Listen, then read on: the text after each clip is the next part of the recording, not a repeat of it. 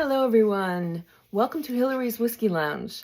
I'm Hillary and this is my Whiskey Lounge, where we are going to be continuing our whiskey journey, especially for beginners, with a tasting of this wonderful little Speyside single malt Scotch, Craigellachie. Craigellachie was founded in 1891. It's situated in the little town of Craigellachie, which is near Aberlour, and Dufftown would probably be a larger town near Craigellachie, right in the heart of Speyside. It's where the whiskey trail is, where there are dozens and dozens of amazing distilleries. Craigellachie means rocky hill in Gaelic. You'll notice that Allachie, we're going to be talking about Glenallachie, which is the valley of the rocks. So Craig, anything that's Craig in Gaelic is some kind of hill or outcropping. This is a beautiful part of Speyside. I hope that one day you get to visit it. So Craigellachie, this is one of the more daring ones that I'm going to have you try. This is the 13-year-old, and as you can see on the bottle clearly states non-chill filtered and natural color. It is 70, oops, I need to put my glasses on. It's 46%. Yeah, 70 would be great. And then here you see no chill filtering and natural color. The cooling process of the Craigellachie is actually, it was originally a traditional way of cooling. What you see here is the pot still, and then you see the final product going into a cooling coil. This is called a worm or worm tub cooling condenser system. Let me read to you what's on this. A worm tub is a long copper tube sitting in a large tank of cold water, which snakes back and forth and gradually gets narrower. In 1891, many distilleries condensed their spirit this way, giving their whiskeys a distinctive meaty character. Craigellachie is one of the very few still benefiting from this traditional technique. So now the condensers are more of just a simpler system than this worm tub. All right, let's go ahead and do our tasting. So I poured this glass a while ago and put water in, and as you can see, the nice cloudy Scotch mist. There you can really tell that there's no chill filtering here. We get the nice particulates and oils and things that really make single malt have, each one has its own distinct flavor, rather than doing the chill filtering, which takes away a lot of this. All right, so let's do our nosing. It's a combination, to me, it's a combination of fruitiness and nuttiness.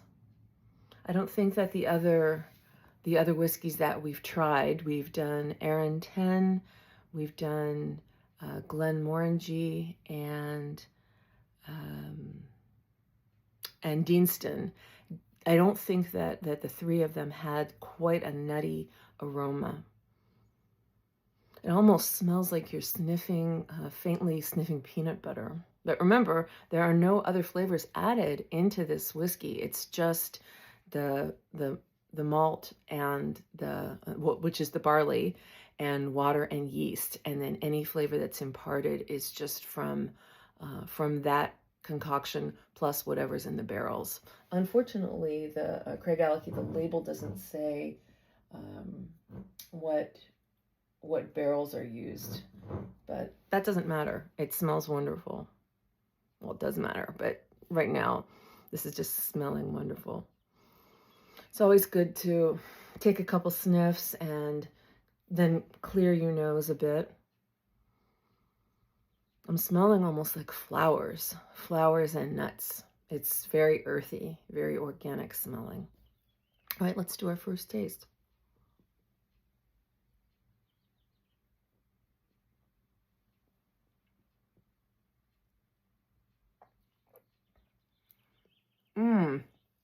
It's very smooth when you first sip it. It sits on the tongue and it develops into a nice, flowery, fruity, almost apricots, flowers. I don't really eat flowers regularly, but if I did, that's what it would taste like. And then the finish was extraordinary and very surprising. It The finish was after it left my mouth, I tasted peanuts and peanut butter. It's incredible. Don't get me wrong, it's not like those peanut butter flavored whiskeys or peanut butter flavored beers or things like that. It's just its own unique aftertaste of this very earthy, peanutty flavor. Let's have a sip of water. Always keep a nice glass of water by you when you're tasting whiskey. Clear your palate a little bit. And then remember, you always have the option of tasting your whiskey before you add any water to get a nice sip to see what happens, and then add your water. And remember, a couple videos ago, we talked about putting your water in either at different increments or after you put maybe 5 cc's in, a teaspoon or so in, to come back every little increments of time to see if the water is opening up your whiskey anymore, depending on the time. This is good for those science geeks out there. Let's do another taste.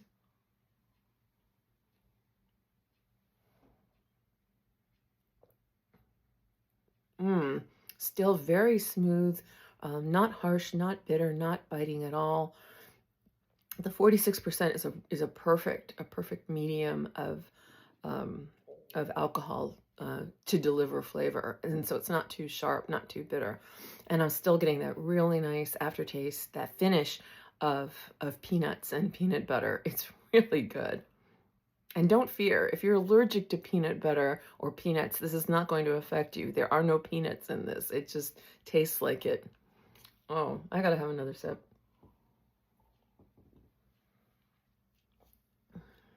Yeah, as you can see by the clock, it's 12:30 in the afternoon. I love doing these videos. What I wanted to show you, my odd thing from my whiskey lounge, actually isn't so much of an odd thing. This is a very important thing, but the odd things might include a book or two. This is the absolute Bible for learning about whiskey. I know a couple of videos ago I showed you the Aeneas MacDonald's little tiny book about whiskey, but this is Charles MacLean. And Charles MacLean, he's very well known in the world of whiskey. He has been elevated to the keeper of the quaich and even master of the quaich, which in whiskey world is kind of like being president of the universe. He's also known for his ability to sniff out the amazing and varied flavors that you'll see that you'll get in Scotch. So this book, Malt Whiskey: The Complete Guide, is, like I said, is the Bible for learning about whiskey. If you want to, it talks about the. I'll give you a quick shot of the contents, the history of whiskey, how it began. How whiskey is made, all the way from water to fermenting, mashing, the maturation, the tasting, the language of tasting, and what that means. Let me show you really quickly his flavor wheel. Again, pardon my high tech here. So what his flavor wheel does is gives us this whole spectrum of core tastes, whether whiskey is cereal flavored, fruity, floral, peaty, sulfury, woody, winey. And then, for instance, let's take fruity. Then we might go into what flavors you might find if your whiskey is in the fresher, fruity arena. You might get tastes of banana, pear, lemonade, peaches, cherries, raspberries, strawberries. And so imagine all of this knowledge that when you find and taste these particular larger categories, you might even over time be able to learn these and break them down into these smaller flavors. I'm not seeing nutty in here, but I'm sure that it's in there. There's mossy, honey, sweaty, tobacco-y, rubbery, sandy. This is incredible. And then, oh, he talks about the whiskey regions. Let me see, I'll find the larger map for you. I know I tried to tell you about whiskey regions when I first started, but here he is talking about the Highland region, Speyside, the islands, Campbellton, Isla, the Outer Hebrides, Inner Hebrides, but it's really the Isle of Lewis actually has just started producing Lewis or Harris actually, a nice little whiskey called the Herrick, which is just Gaelic for Harris. So one day we will try that as well. So at the end of this book, he talks about the different types of whiskey. This book was published, this particular one was published in 2002, so I'm sure that he'd been updating them. The book was first published in 1997, so it's a rather newish book. Oban, Rosebank, Port Ellen. And so I think that he's done a great job keeping up to date with these, the catalog in the back of the various distilleries. And he gives a little bit of history about each distillery and the flavor. So anyway, please, I don't know if there are any new printings coming out, or if these are just old printings that you might be able to find at used bookstore sites such as Powell's, for instance. But if you have to, I'm sure that you could find these older copies on Amazon. Well, 1997 or 2002 being the most recent print. Not that old, but I encourage you to find these at used bookstore chains rather than just Amazon. I don't know if it's available on Kindle, speaking of Amazon, but this is a wonderful little book just for you to have in your whiskey lounge. So don't even look for Kindle. Just get this hard copy. And that is Charles MacLean's Malt Whiskey, the complete guide, which I really encourage you to get and read as you continue your whiskey journey. So that's my funny, weird little thing from the lounge today. And again, let me show you the Craigellachie that we tried. If you really want some nutty, peanutty. And this is the 13-year, by the way. There is a 17, I believe. And then also there's a Craigellachie 13 that's aged in Armagnac, which is a kind of brandy. Armagnac casks. I think it's Armagnac. It's some kind of brandy cask that you'll see. This is just the plain old basic Craigellachie 13, which also is not very expensive. I think this cost maybe $80 in the whiskey store, in the liquor store. So this is a good little one if you wanna get a little more adventurous than the other wonderful things, the Arran 10 and the Deanston that I showed you. This is really getting into some, starting our journey into getting into some really, really nice stuff. Okay.